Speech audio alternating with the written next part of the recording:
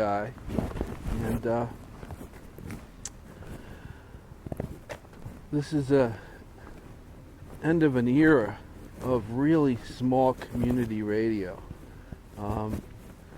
They laid to rest a fellow yesterday who was one of the fathers of small community radio many years ago.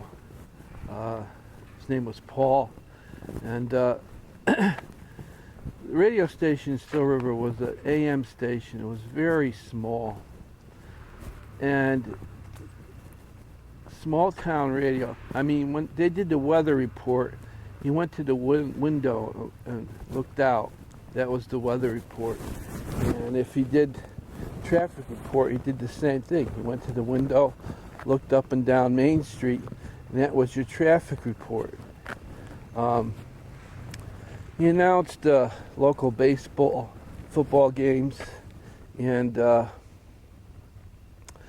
local stock car races at the Still River Fair. And he was quite a character. He had a radio buddy there. Neither one of them had the voice for radio or the face for TV, which was another thing.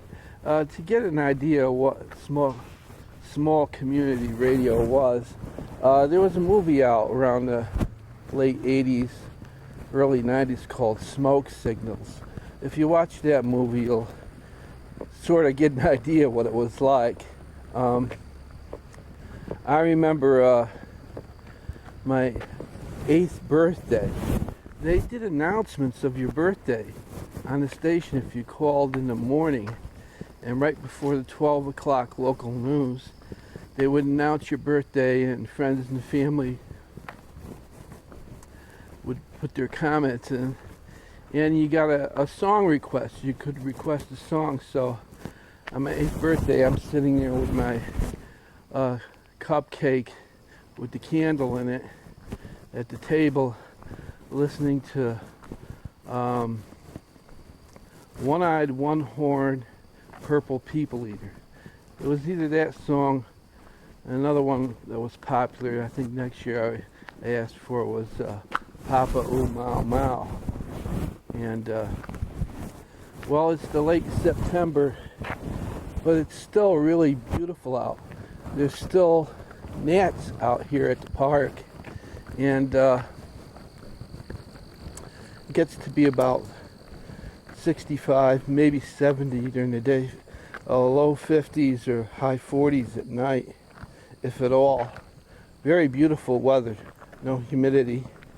And well, the neuter truck showed up at the IGA Market parking lot, and I walked down to the IGA to get some mayonnaise for my garden-grown tomatoes, and you could hear blood-curdling screams coming out of the neuter bus, and all these women standing in line with their cats in their arms, scratching, squirming, trying to get away.